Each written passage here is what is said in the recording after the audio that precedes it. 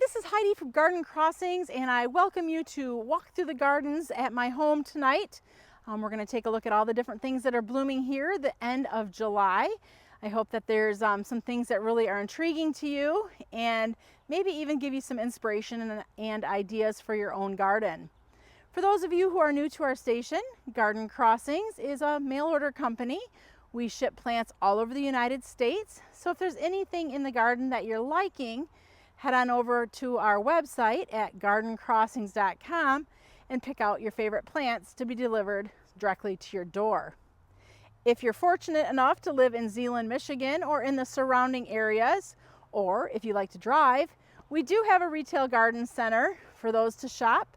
We are a Proven Winners Destination Garden Center, which means we carry essentially every single Proven Winner annual, perennial, and shrub. So if there's something you're looking for, if you love your Proven Winners, we surely should have them, unless we're sold out. So that's a little hint to shop early. So let's go for a walk through the garden and just show you all the beautiful things that are blooming. It's the end of July and the gardens are really holding up well. We've had a lot of hot, humid weather this summer and things are doing really good. So let's take a walk through the garden and I'll show you what's currently blooming and talk a little bit about some of the favorite things that I am seeing in bloom. We're going to start off here with my new plants for 2023 pot. This is an aqua pot that's filled with a lot of the great varieties for 2023. Up front here is the sweet potato vine Red Hawk, and this is doing fabulous in the container. It's got beautiful red burgundy foliage, heavily serrated leaves, and it's doing a pretty big job in the pot, but it's not taking it over. So I think that's pretty encouraging. We also have the Supertunia Mini Vista Midnight, which is a new variety for 2023, as are all of these. Really a nice, beautiful, deep purple coloration. Look how nice that looks with that Red Hawk, just gorgeous. There's a little bit of Nemesia, Aromance mulberries poking through, and that plant, there's a lot going on in here and it's still fighting its way through, and the coloration is gorgeous. We're going to find more of that out in the garden, planted in the garden beds as we continue throughout the tour. Let's see what else is really standing out here. We have the Coleus. This is the Mini Me Watermelon, and that is just a beautiful coloration. A little bit finer leaves than what a lot of the other Color Blaze Coleus have, but really a beautiful coloration there with the magentas, the burgundies, and a little bit of red poking through. Really a pretty new selection. A new Supertunia is Supertunia Persimmon, and look at that gorgeous coloration. I'm not even sure if I want to call that a hot pink or a little bit of salmon in there, a little bit of orange. A lot of beautiful colors coming out in that new Supertunia. The yellow you're seeing, that's the Supertunia Mini Vista Yellow.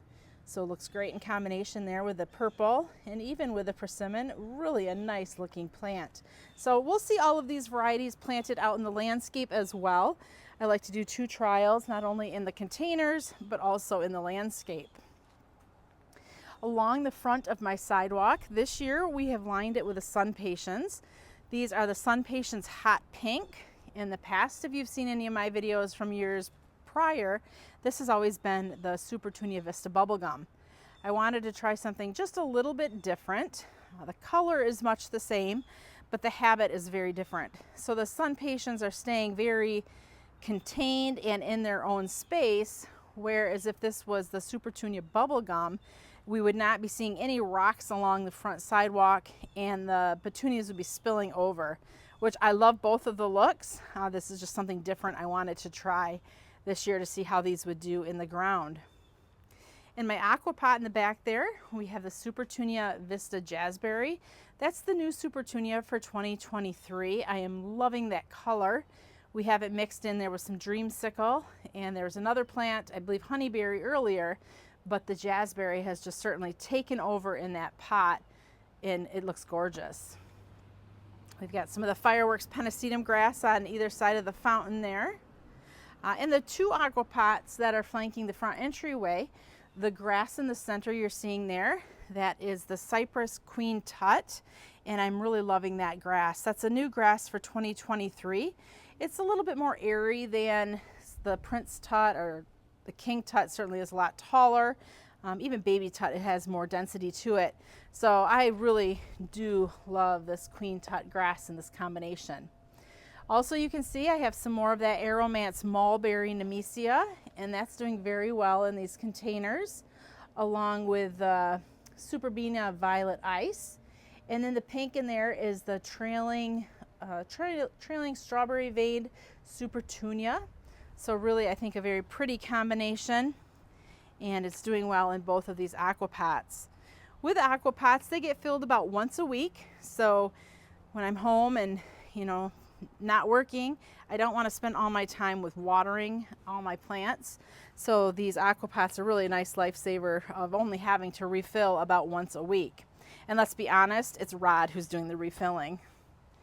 As we walk up to the front entryway here, this here is another aquapot. And in here we have the fuchsia firecracker, which just has done fabulous for me in this location for probably, I think I'm going on year 3 or year 4 with this annual. And I just love how it just kind of sways in the breeze, as you can see, really pretty. In the back there, I put some of the Pegasus begonia, which is more just for its foliage, but really I think a nice contrast into the planter. There's a little bit of diamond snow poking out. That's kind of gotten taken over a little bit in this combination. We've got the new Super Bells double yellow up front. And then, let's see, I think I have some begonias poked in here. The double blush there as well. Those pretty much though have gotten kind of taken over by the Pegasus and by the fuchsia. So really a pretty combination. It starts getting sun about 4 or 5 in the afternoon and then through the end of the day. So really something interesting to do if you have a shady location.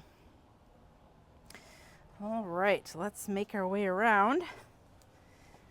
The Bobo hydrangeas are just starting to bloom here in the front of the house, and they will be probably giving me color in this spot until somewhere the end of September, I would say. They're just starting, so they're kind of going through that lime to white transition, and they'll take on a little bit of that blush pink as we continue on throughout the summer. This butterfly bush here, this year it's like actually doing something, and I thought that this was the Pugster butterfly bush. Clearly it is not. And this was planted, I don't even know how many years ago. Rod reminded me that this is the inspired butterfly bush. I put a pink, a purple, and a white one in this planter just to kind of have it all be mixed. And it really hasn't done good the past few years, but this year it's doing pretty good. The bad news is the inspired butterfly bush has been discontinued by proven winners, but it's blooming and there's a lot more buds coming, so we'll see how it does. I'm probably gonna have it removed just because it really doesn't fit this space super great, but as long as it's flowering, I don't want to get rid of it. Underneath this lilac tree, we have the Anna's Magic Balthuia, and they're just a great splash of that chartreuse yellow color. And in the winter, it's about the only thing I have in the yard that's evergreen. So I need a little bit of evergreen, but I'd rather do more with like making porch planters with like cut evergreens and such for my winter interest. This is a lilac, a reblooming lilac. It was trimmed back pretty drastically. If you watch some of my earlier videos, maybe like May, June, you'll see where it's been trimmed back. But there's a lot of new growth coming on it right now. So we're not going to touch it anymore. We're going to leave it, and it'll be flowering next spring again. Making a way through the side of the house, the quick fire hydrangea is so beautiful right now. Like, this is certainly, I would say, prime for this plant. Like, it's got just a little bit of pink going on. It's just fully covered in flowers. It's just really a very gorgeous specimen. This is probably about 8 foot, maybe even a little bit taller, and probably about 8 foot wide as well. So this really, I mean, it fits its space nice. It's filling in the space really great, but it's definitely getting a little bit big, I think. So this is a hydrangea that blooms off of the new growth. So in the fall, I'm going to have the gardeners go through and cut this back probably in half just to kind of size it down a little bit. Let's take a little bit closer look here at the flowers. It's a beautiful lace cap. You can see it's really open. This one has been discontinued, and the new variety out there that's replacing Quickfire is Quickfire Fab, which has a little bit fuller flower head, and really that nice beautiful red color still comes through, but it just has a little bit fuller flower head, a little bit more maintained habit, where this one is just getting quite big. As we're walking down the hill here, I have 3 Bobo hydrangeas planted. Bobo will become kind of something you hear me talk about a lot as we walk through the garden. The interesting thing is that depending on where they're at in the garden, they're at different points of where they're blooming. So these are just starting, but in many of the other areas in the garden, they're putting on quite a show. Got the Pugster butterfly bush. This is Pugster Blue, and it's got buds but not flowering quite yet, so just kind of waiting patiently on that guy. This one did die back all the way to the ground this year, so it's really had to fight from the very base for coming back, so I think that's why it's a little bit delayed. Behind it we have a Symmetrical hibiscus. This is part of the hardy hibiscus family. It's not blooming yet, but you can see it's got that beautiful dark foliage, which I think looks nice in this area. A ton of buds. So the thing that's true with the Symmetrical hibiscus is they bloom from what I like to say tip to toe. So meaning that you get flower buds all the way up and down the stems, which leads to more flowers that lasts longer throughout the season. Some of the older varieties of the hardy hibiscus only bloom on the top, and therefore you don't have flowers near as long. Another Bobo hydrangea here. This is Incredible Blush, which is past its peak right now.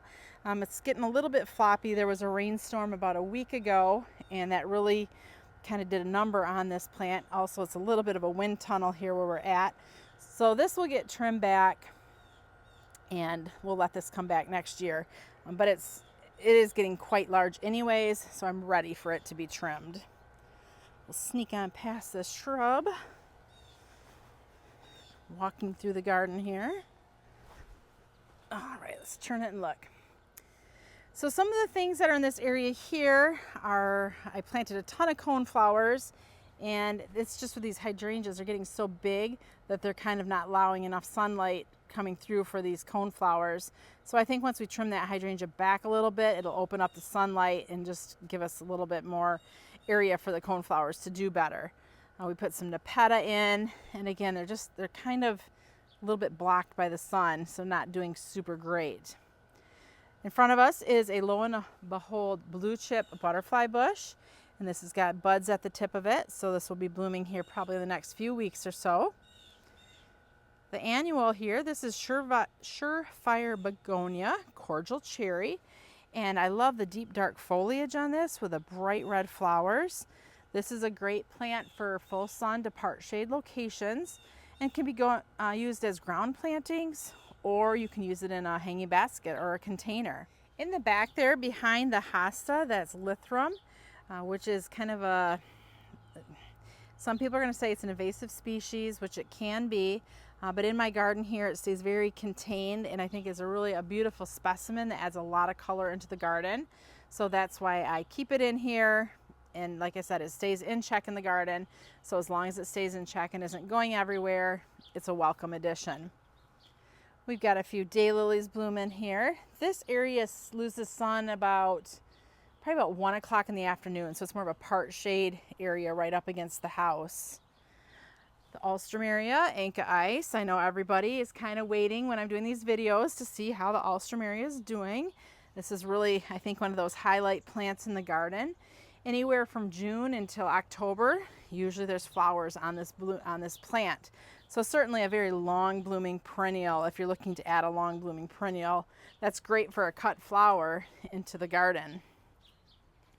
Up against the house there is the little Quickfire hydrangea, a very compact variety. That one only, in this area here, this has probably been there for about 3 or 4, probably about 4 or 5 years, and it's about 3 foot tall or so. So it stays very nice and compact. Let's take a look here under, actually let's let's go over to the little circle garden here. I'm going to do a different route this time, so hopefully this doesn't mess some of you up. So in the little circle garden here, there's about 5 different plants that we have represented. We have the Bloomerang dwarf lilac, and these are about 3.5 foot tall. They were recently trimmed to shape, and you can see there's a lot of new growth on there, and that new growth is going to be springing up some flowers soon. Actually, let's take a look here. There's a little flower starting. So the Bloomerang lilacs, if it's the dwarf or the original, basically the name Bloomerang, what that tells you is that it's a rebloomer, and it will have its best bloom in the spring, but throughout the summer it does a nice job of having flowers throughout the summer as well. We have the My Monet Wogila, which has great foliage there. It's that green and white, and it's just kissed a little bit there in that nice blush pink. I think it looks really pretty with those red sun patiens. I also have some Atlas roses in this garden, so we'll actually walk and see if I can find one that's blooming. They have already bloomed, but we trimmed them back, so just to kind of clean them up again. And look at all these buds. It's just loaded with buds.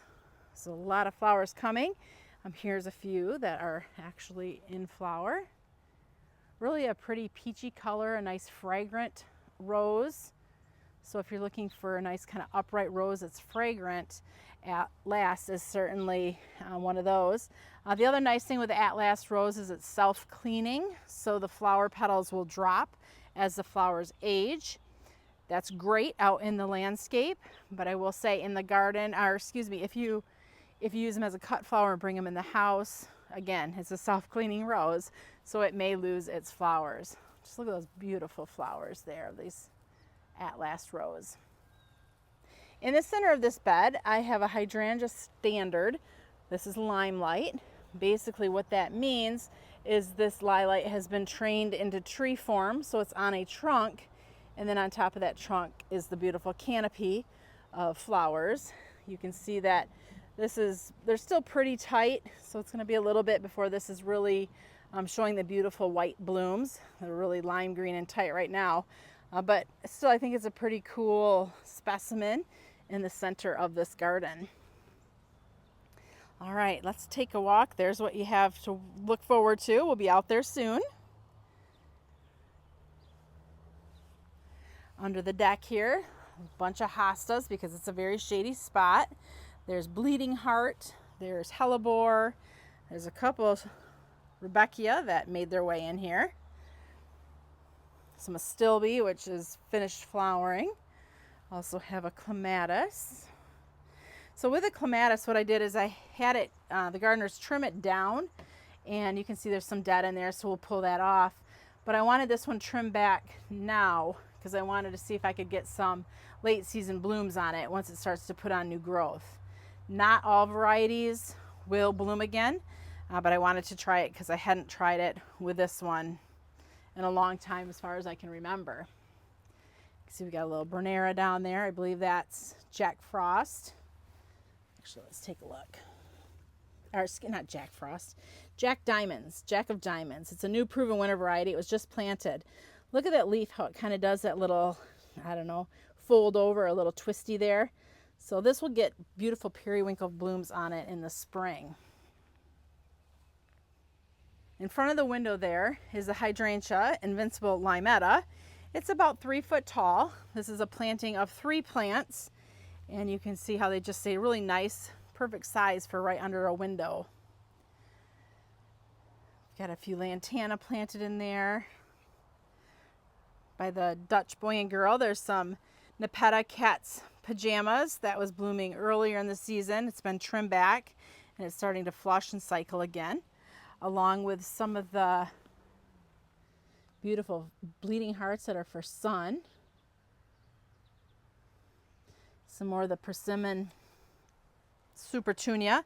These need fertilizer, so they're not, I mean, the flowers are beautiful, but these could be doing a whole lot more if we got fertilizer out in this garden. It would totally fill in this area if they were fertilized.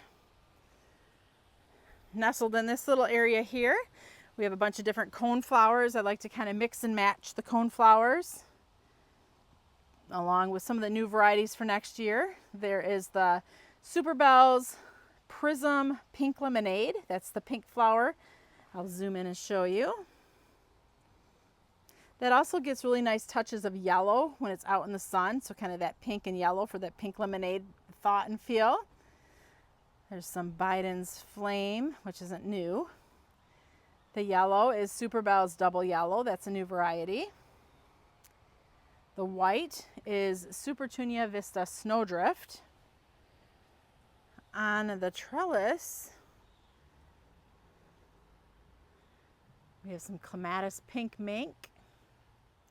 Another new variety for 2022 is the Surefire White Begonia, and that's doing really nice. They're planted in the ground. Lining, oh, the yellow, that one's standing out nice. That is the Heliopsis Tuscan Sun. That's a great plant for hot and dry areas. Lining this bed, we have the Supertunia Vista Jazzberry, which again could be doing a whole lot more if we had fertilizer on them. Supertunia Mini Vista Yellow. Some more Rebecca there. More of the Jazzberry. And then the Supertunia Mini Vista Midnight is a dark purple planted by the Mini Vista Yellow. In front of the shed here, we have the Invincible Mini Mauvette. Those have been doing great for weeks now. Beautiful pink blooms. Very compact in size, only about 2 to 3 foot tall and wide. The other thing I didn't mention is this is like a zone 5-6 garden, so maybe like a 5B, 6A. Kind of depends on the year. So all the plants that you're seeing obviously can overwinter here in zone 5B. All right, some more Clematis. This is the Blue Angel. And I think the purple one is the President. These are very, like, almost done. So I would recommend watching the previous video to see that in full bloom. We have beautiful Vista Bubblegum planted up and down the hill.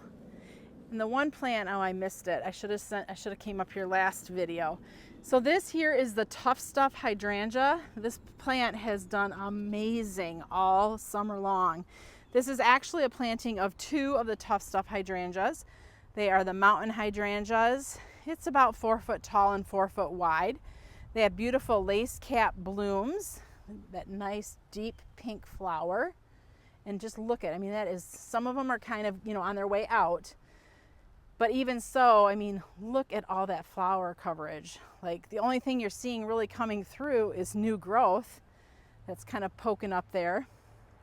But everything else, this was just a solid mass of flowers about a month ago. You can see here's a new one just starting, so that's really pretty. So if you're looking for a reliable hydrangea that's like a big leaf or mountain hydrangeas for zone 5, check out the Tough Stuff hydrangeas. Beautiful morning light grass, kind of getting edged out there by the Tough Stuff. I love the grasses though for the fall interest. All right, let's head on back and see what's blooming in the back garden. This area of the garden was planted last year, so these plants are all about a year old that they've been in the garden. What we did is we put the Incredible Hydrangea in the center, and then on either side of it we kind of did like a mirror image type planting, so it's very symmetrical. So let's take a look at what we have that's blooming right now. We have the coneflowers blooming. It looks like it's probably Orangey Awesome or Frankly Scarlet. And then you can see the Nemesia, the Aromance mulberry is doing great. Lobelia blue and white. We've got the Stokesia Peachy's Pick, which is just starting to bloom. This is a great perennial if you're looking again for something long blooming. It's going to start here the end of July, but it'll bloom well into about the beginning of September or so with these beautiful, they're not little, but these beautiful purple flowers. The incredible hydrangea, this was planted from a gallon-sized pot last summer, and you can see how big it is already. So if you're curious, you know, what is the size, how big can a plant get from a gallon in a year? This is a very good indicator of how big this plant got in 1 year from a gallon-sized container. It's more of the stoichesia, more of the cone flowers. Here's a new osteospermum for 2023. This is Horizon Sunset. The unique thing with osteos is usually in the heat of the summer, they just stop blooming. This one here has continued to put on flowers even in our upper 90-degree temperature with hot humidity. I mean, I know it's not loaded with flowers, but typically this plant would just be green if it were one of the older type varieties. In the back there, we've got tall garden phlox. Really pretty. This is one of the new proven winner ones. Unfortunately, I don't have my tag and my memory is not jumping out at me right now with the name of it. But if you go to our website, you can check out the proven winner phlox. Here's a new allium. This is blue bubbly. Really large light blue flowers. Not quite as flowerful as Medusa or Millennium, but just unique different size flowers. We'll back up a bit so we can get this whole bugger in the picture. This is a limelight hydrangea, and this was one of the first plants that we planted in this garden when we started it probably 18 to 20 years ago. So very mature plant, doing fabulously. And once this starts to bloom, obviously up at the top there's a ton of buds, but you can see all the way around this plant, even on the edge, there are so many flowers. So this is just going to be a massive ball of white once it starts flowering fully. This space in the garden was just planted this year, and some of the things we have are a new sedum. This is the Rock and Low Bright Idea. Red stems with the yellow flowers, really pretty. We have Heliopsis Bit of Honey.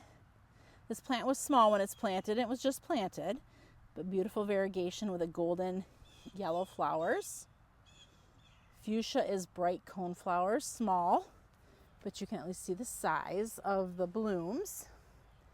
In the back up against the fence, this is kind of a double one, part of the double coated series. This is the Raspberry Beret. I'm going to try to get in the sun where we can see the color better because it's really shadowy here. So hopefully on the other side where we kind of mimicked and did the mirror image, we'll be able to see it better. Sedum Autumn Joy, an old-fashioned favorite. Wine and Roses with Gila. So unfortunately the sun, the way it's setting right now, we really can't see these any better, but we'll see. It's a little bit brighter, so you can see the nice beautiful big cone there on those flowers. This here is a reminiscent crema rose. So it's been a few years since I've planted roses in my garden. Like I've done the Atlas rose, which was probably 5 or so years ago, but there really hasn't been a rose that's really warranted me, you know, wanting to get it planted. But this reminiscent crema did amazing this year in the garden center. And we've recently trimmed it to get rid of the spent blooms, but there's some buds. So as soon as this one's blooming again, I want to show you the beautiful white flowers. In front of the Clematis wall, we have the Supertunia Mini Vista Scarlet, which is bringing a red color into the Mini Vista family. And just look how nice those are doing. Behind it, I have a bunch of the annual Alströmerias. So I'll just quickly kind of pan over those. I did do a video specifically on the Alströmerias. So if you want to see these more up close and personal, check out, look back for the Alströmeria video. Really a beautiful array of color. On the Clematis wall right now, it's kind of towards the end of its bloom cycle, but some of the things that we are still seeing color on are the Ragucci Clematis, these cute little bell-shaped purple ones.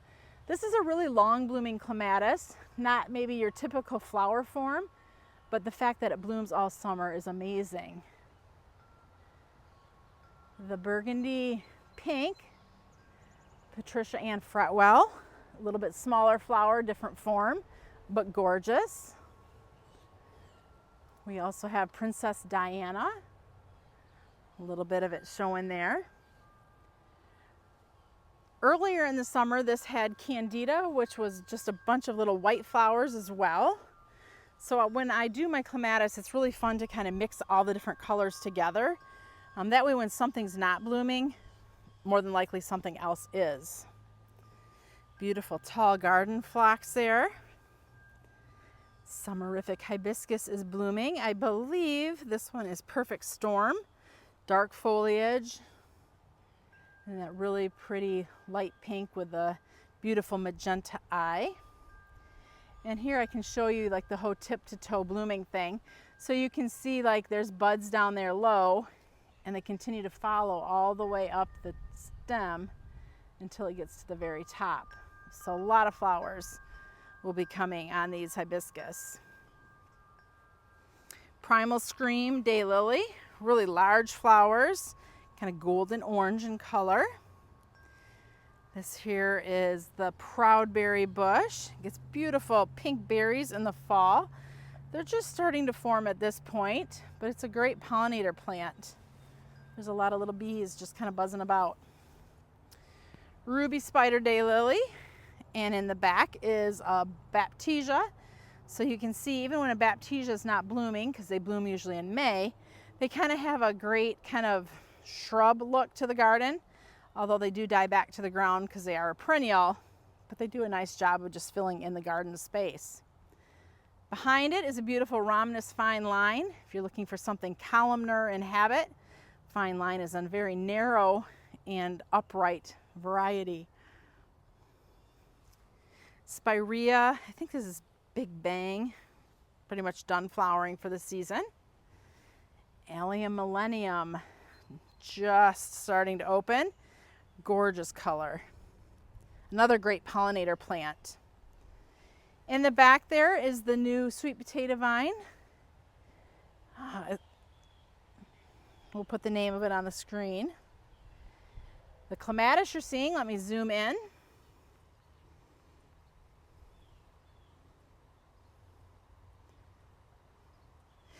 Those are the Viva Polonia Clematis, gorgeous. I love all of the proven winter clematis, to be honest. Like they all just do fabulous in my garden. Pink flowers are Invincible Spirit. It's clearly flopped, so that one needs to get trimmed back at the end of the season. Like all the hibiscus in this area, all the smooth hibiscus in this area are just, they're getting so huge.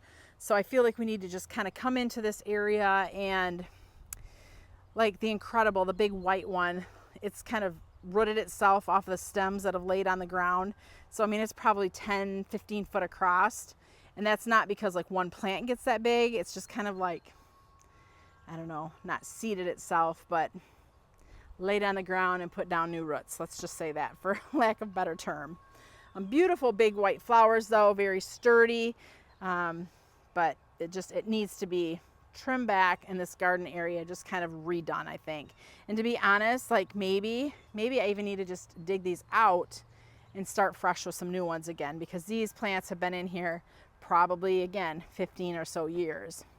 Sometimes you just need to restart and do things over. On the trellis in the back there, you can see a few of those Ragucci Clematis, another planting. Just kind of a cute little dangler in the garden.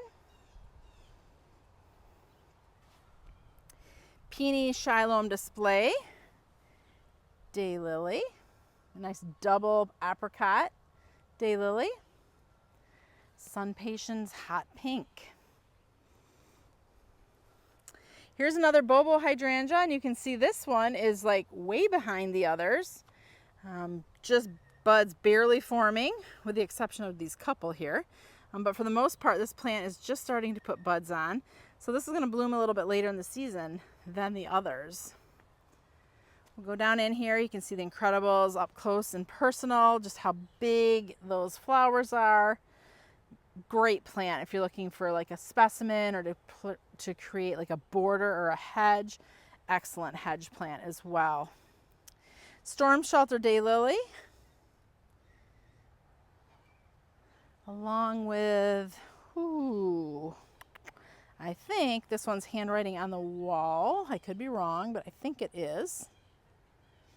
Tucked back in this part of the garden here are some tall phlox, along with some more Rebecca. This Rebecca here in front of us, this one is Henry Ayler's, so it's a little bit later bloom. So in the next video it'll be blooming, and it's really a cool, cool flower. Between us and the neighbors, we planted a giant hedge of limelight hydrangeas just to kind of separate the two areas. So that will be a mass of white once that starts to bloom. This here is the limelight hydrangea. More of that Stokesia, Peachy's Pick. This area is kind of overrun with Amsonia and some daylilies and some fern. I'm going to actually go up and over here. So this is a creek on the other side. The gardeners have been working really hard for me to get rid of the weeds. So the whole back of this hill was just loaded with weeds, itchweed, prickers, all kinds of nasty stuff. So what they did is they took this tarp and they just covered the hill to basically smother any weeds that are underneath of it. So that's killing it off really well. The tarp only goes so far. So then the next combat of what we're doing is, as we mow the lawn, we're putting all the grass clippings on the hill, and that's also too to kill off any weeds that are on the back side of this hill. It stinks bad, but I'm glad that there's not weeds, because the weeds, the problem with the weeds is it gets into my flower beds and then it creates a bigger mess. So once we get the weeds all killed off, then we will plant a ground cover of some sort, maybe a juga or something like that, on this back hill to help hold the hill, because obviously we don't want it to, you know, erode into the creek that's back there. When we first bought our house 20 some years ago, a lot of this foliage, it was here, but it wasn't near as mature. So like you could see the creek, no problem. Right now it's down there. It's only about maybe 3 inches deep. On a good rainy day, it can get up to 3 foot deep. So it's just kind of nice back there. Oh, here's another plant that I almost forgot about. Obviously there's the bright evergreen there, which I don't know what it's called because it's something we bought at a garden center. But beyond that, peeking through saying, "Come see me," is the Aphrodite. So you see those beautiful burgundy flowers? That's all from the Aphrodite shrub. They're fragrant, little pokes of burgundy everywhere. This shrub would be a lot more predominant if this evergreen wasn't here, but it's really cool to look back here and just see these beautiful splashes of red or burgundy kind of hither, tither, and yon. So really a fun shrub. Make sure you have enough place to put it if you're planting it, because it does get pretty large. This is a flowering quince that blooms in the spring. I never see it bloom because I'm never out here in daylight hours during the spring. A clethra, which this looks like, oh, it hasn't bloomed yet. So I'll have to come back and see this one, because clethra is such a pretty smelling shrub when it blooms. So I'll have to come back once that starts blooming better. There's the limelight from the hillside. There's another hardy hibiscus and some daylilies in there. So this is kind of an area, like, everything has gotten so big at this point, but back in the day it was, you know, planted up really nice, but the weeds really overtook it, so we didn't get up here very much. Now it's wet out and it's gorgeous, but with things so big, it's all the little things that were planted are gone now. So fun space, I suppose. Here is Stand By Me Clematis. I have it on a little trellis here. There's a giant bumblebee checking it out. So this is a great plant for the pollinators as well as like the hummingbirds. He's just, look at his little legs all loaded with pollen. It's almost done flowering. You can see there's a lot of spent blooms there, but there are a few little ones remaining. All right, let's take a walk along the back side of the garden bed and see what we have going there. So as we head along the back side of the garden bed, the plant that is lining the whole garden bed is the Sun Patience Hot Pink. We do that to create a nice border. It really draws the eye back here to the hill. In the spring, before these Sun Patience are here, the plants that I rely on to give me color are a lot of the yellow foliage plants, such as hostas, gold heart, dicentra. Those are just a few that stand out in my head that really pop when a lot of things aren't really blooming yet. So right now the daylily patch is just full of color. I did kind of a bad thing when we planted these is I didn't label them. Although to be honest, I couldn't get in there anyways because it's so dense right now with daylilies. But this is the perfect time of year for these guys. I mean, this bed really never looks better than what it is right now in this little daylily clump. A few of the other things we have some pokers, some red hot pokers, although these are yellow. Nephophia. The foliage fits in really good there with the daylilies, but gives just a little bit of different contrast. I love Nephophia. I love the flowers. They also make a great cut flower, so if you're looking for something different, maybe consider a Nephophia. You can see there's some little ones down there as well. Up on the top hill, that is a Hydrangea Incredible Blush. So there's 3 of them there, and you're noticing like how they just kind of go, you know, big, smaller, small. And part of that is because of that tree is kind of hogging the water. So the one closer to the tree isn't quite as large, like not at all, as what the one here on the far side is. This plant gets about 4 foot tall and 4 foot wide when it's planted in its optimal area. Full sun to part shade, and just really a beautiful, beautiful plant. So the difference between the Incredible series and the Invincible series, here's a little snippet. The Incredibles bloom once. The Invincibles are rebloomers. So just a little snippet of information for you. As we make our way through, you'll see the little purple. That is the Geranium Roseanne. Just kind of a nice ground cover plant that adds a little splash of color. There's a lot of hostas in this bed. And you'll notice as we get further to the corner, they start getting more and more concentrated because that's where the most shade is in the garden. The phlox you see there in the background, that's a new phlox for 2023. That one's called Sunset Coral, part of the Luminary series from Proven Winners. And I really have been impressed with the color of that. It's just kind of a corally, hot pink. It's just a gorgeous plant. The Clematis is Jolly Good. And that's pretty much done flowering now with just a little bit of color there at the tip. In front of Jolly Good is Allium Serendipity. And those are just starting to put on their color, so they're going to open up fuller and get more purple probably in the next couple weeks. We've got some beautiful heuchera back there, some lavender, some more heuchera. There's also 3 Bobo Hydrangea planted back here. This area, even though it does get underground sprinkling, it doesn't get quite as much water, and I don't know if it's because it's on the hill or we just aren't getting as much water up there. So these plants haven't grown near as fast as what some of the Bobos in the other areas of the garden have grown. Rudbeckia that's kind of make its way into the garden. You'll notice we put some caladiums in, the little splashes of red that you'll see. And basically the only reason we did the caladiums is just to break up the greens a little bit. And the pinks and the reds and the caladium really do a nice job of just breaking the garden up. Some Bobo, and Invincible Ruby.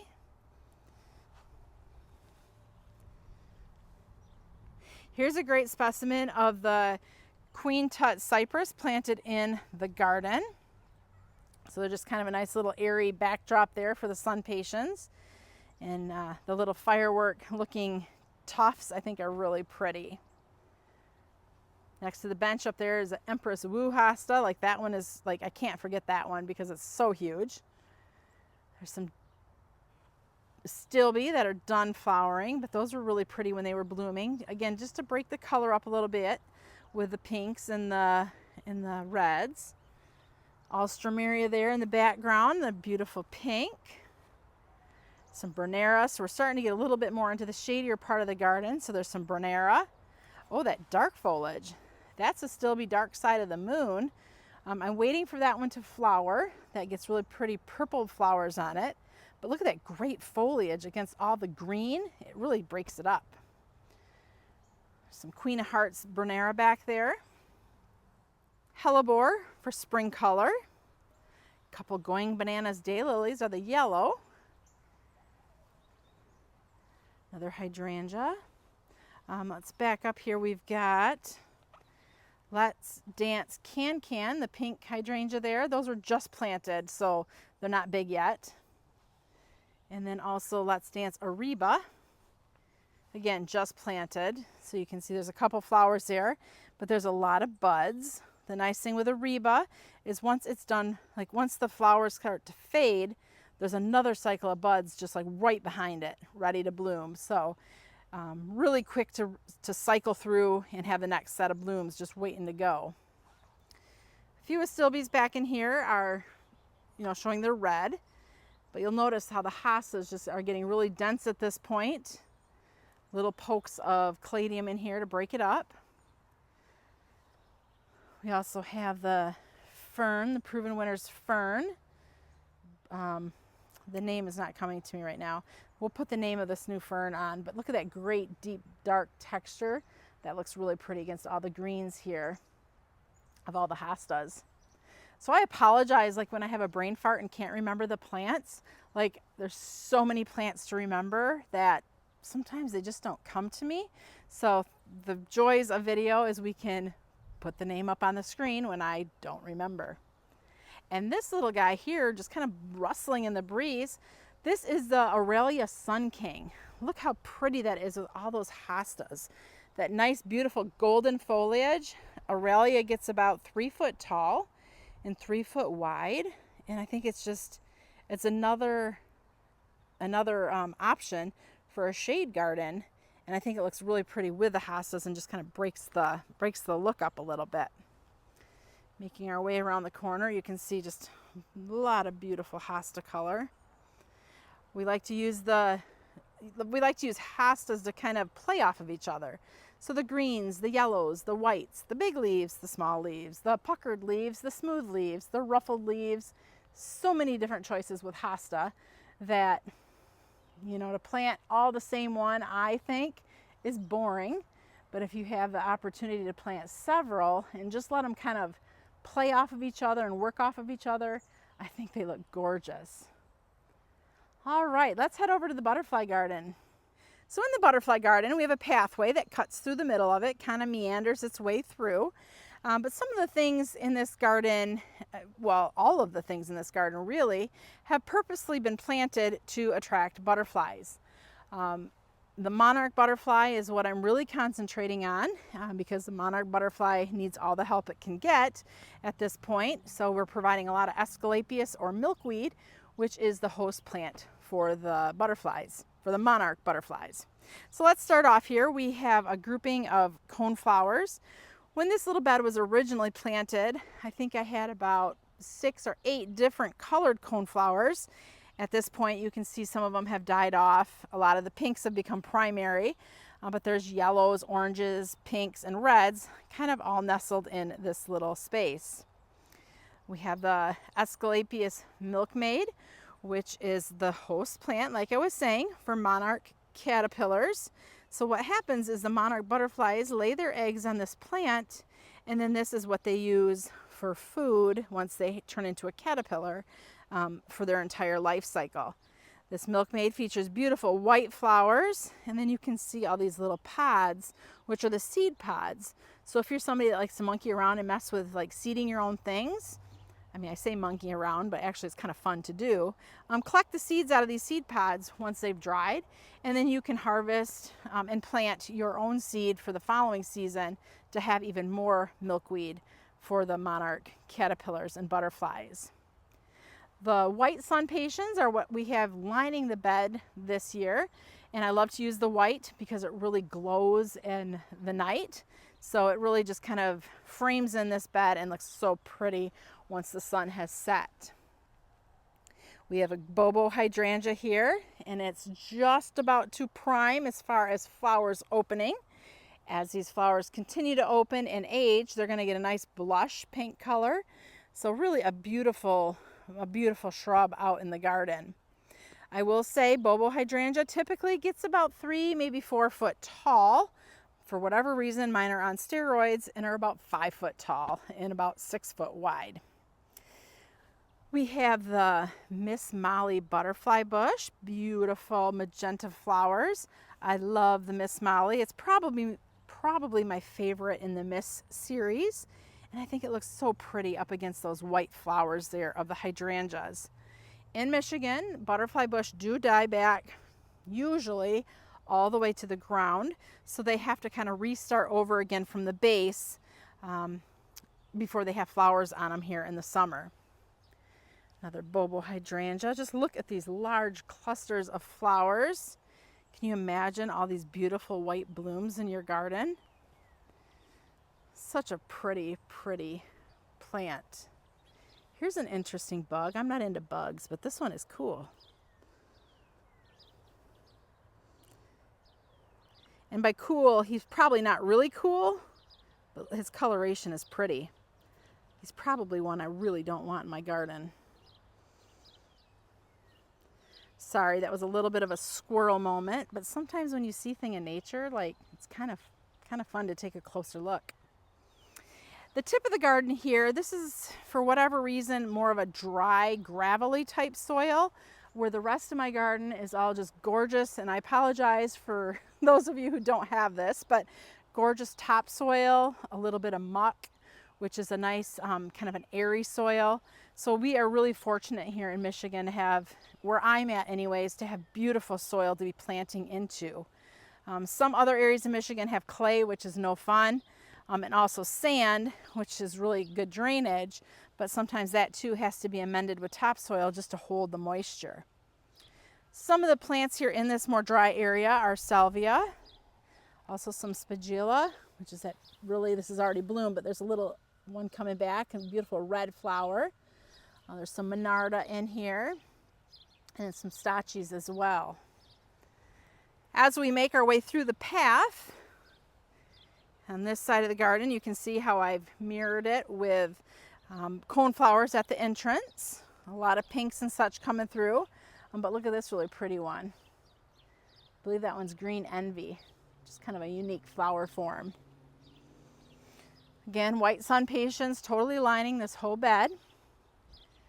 Some of the plants that we had in here earlier blooming were Sonic Bloom Pink Weigilla. That was trimmed back, which is right in front of the Firelight Hydrangea. So that was trimmed back, so it's waiting to cycle and put its next round of blooms. We also had some Storm Cloud Amsonia, which was gorgeous this spring.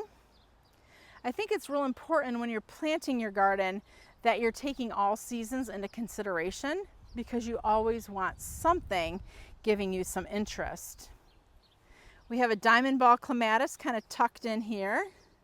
It's feeling like it's getting snuffed out of the garden, so we're going to trim these bobo back this year just to kind of open things up and give some of these plants that are getting squeezed out a little bit more room. Back to this side of the garden, we have white wands, Veronica. These beautiful little white spikes. They're almost done flowering, so we'll give them a little trim and let them reflush back out. A little bit of Hello Yellow Asclepias or milkweed. Some more of that spigilla little redhead with the incredible sunflowers in the back. For those of you who watch faithfully, you'll notice this has been replanted. So in here we have Dichondra Silver Falls, along with some lantana and then some fireworks grass. There was red sun patiens in here, but it didn't get enough water because the only thing watering it was the sprinklers, because this is not an aquapot. So I wanted things in here that were drought tolerant so that if the sprinklers don't give it enough water, these things still should do pretty good. Got another phlox, looking really pretty. I think this one's called Pinkadot. And then a lot of the Cinderella milkweed. So this plant does seed itself in the garden, which I'm okay with because again, I want the monarch, so I need to have the milkweed. But I will come through sometimes and pull out seedlings that maybe aren't ideal where they've landed and then transplant them elsewhere or put them out on the back hill for them to just kind of do their own thing back there. But the Cinderella really does have a pretty flower. It gets about 3.5 foot tall or so. And you can see how there's some pods there. So those are going to be the seed pods. So again, if you're into collecting seeds, let them dry up and then collect the seeds so you can plant more of this throughout your garden or property or whatever your situation is for the following year. Got some lupin. You can tell the classic lupin flower there, or not flower, but foliage. Those are spring bloomers. We've got Nepeta's cat's pajamas that were trimmed back, and they're just waiting to flower again.